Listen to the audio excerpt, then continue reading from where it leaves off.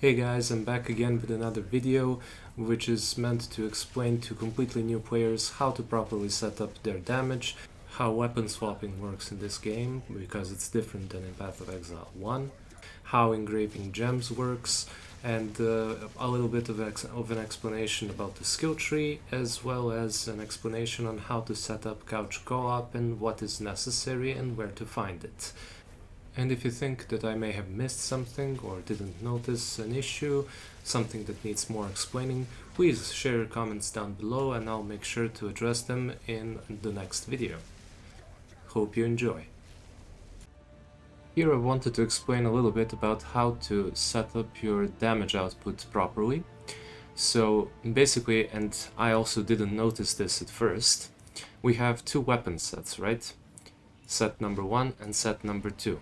And you'll notice that when I switch the weapon set, the damage numbers for every skill change. So, for example, let's pay attention. I'm gonna swap again.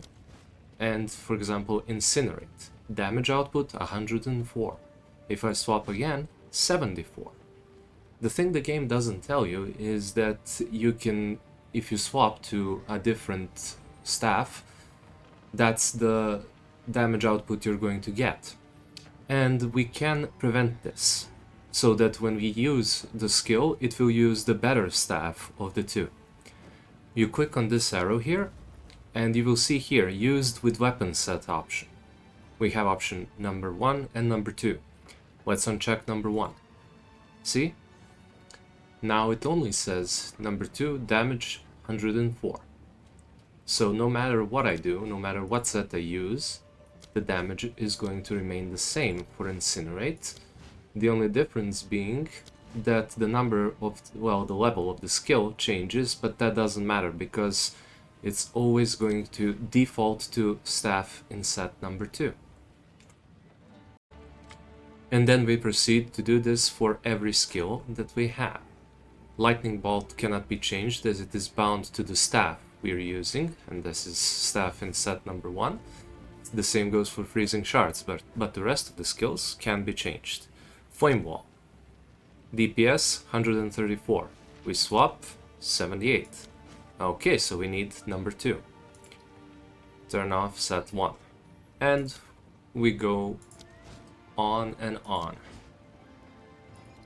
Disable set number 1, which will logically be the weaker one because it's only a blue item with only increased lightning damage, whereas this staff has much better modifiers.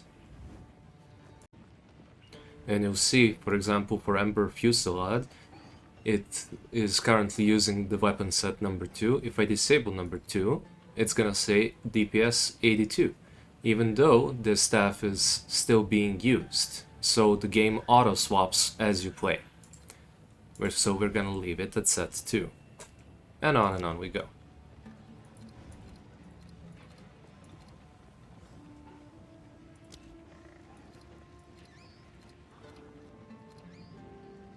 And that's it. That's how we properly set up our DPS in the early game as well.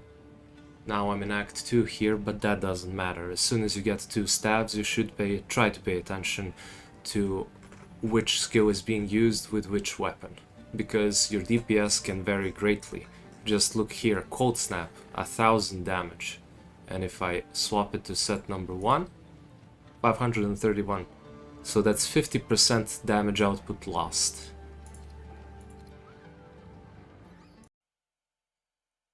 When it comes to creating new skill gems, or support gems in this case, we right-click an uncut support gem, and then we get this menu. And these are the recommended support gems for each skill. So currently, Lightning Bolt is highlighted, and these are the suggested gems for this skill.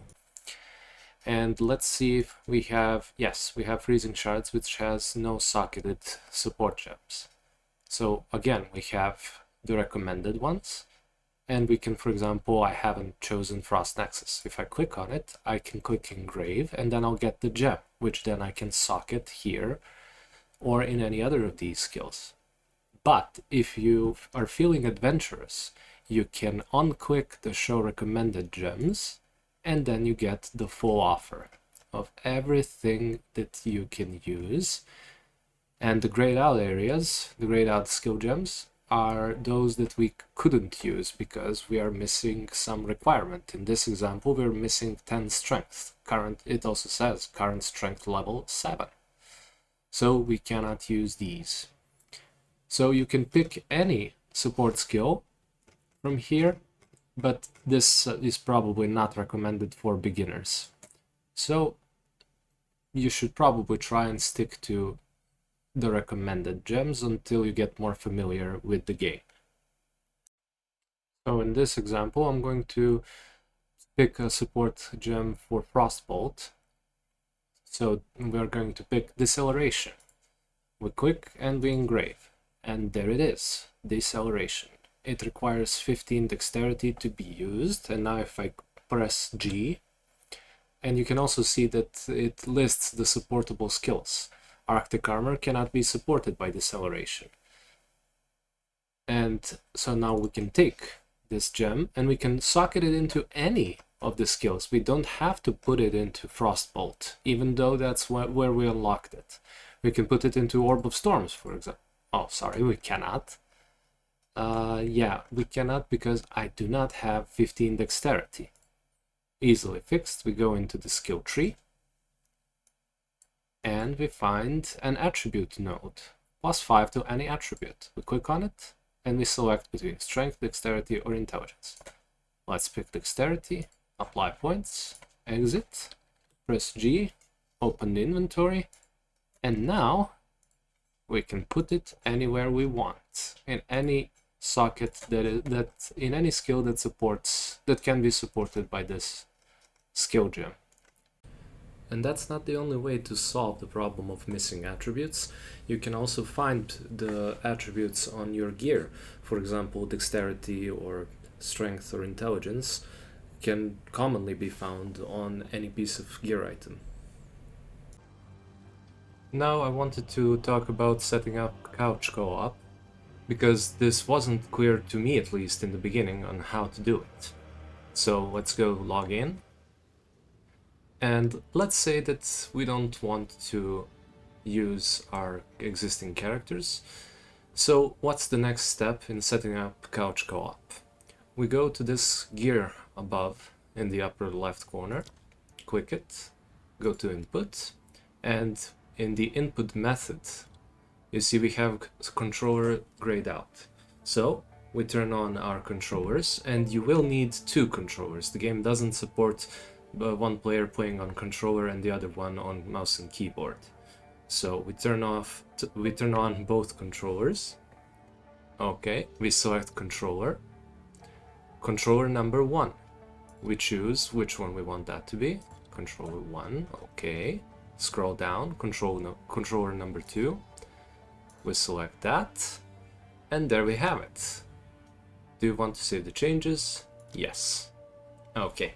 And now every player can pick and choose an existing class or character, or they can go to create character. So let's do both. Let's say player number 2 wants to create a character, full day, and player number 1 wants to play an existing character, full day. And now only the player that selected create character has the option to select their class. And that's it. That's how you set up couch co-op. Let's say that we want to be a warrior. And that's it.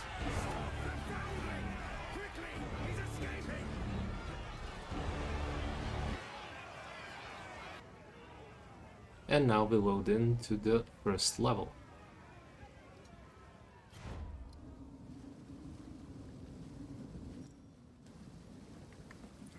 And there you have it.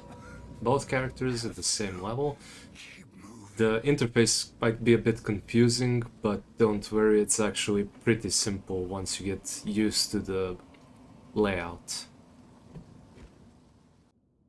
And now let's talk about the most intimidating aspect of this game, which is of course the skill tree. Now don't be scared, I'm here with you and I'll guide you through the steps.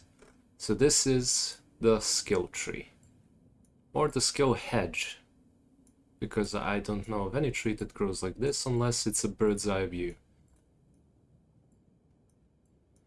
Okay, so while it might look intimidating, every class has its own starting point. As you can see, the sorceress starts from the top one, and most of these skill nodes and attribute nodes you will never need for your class, except for advanced players.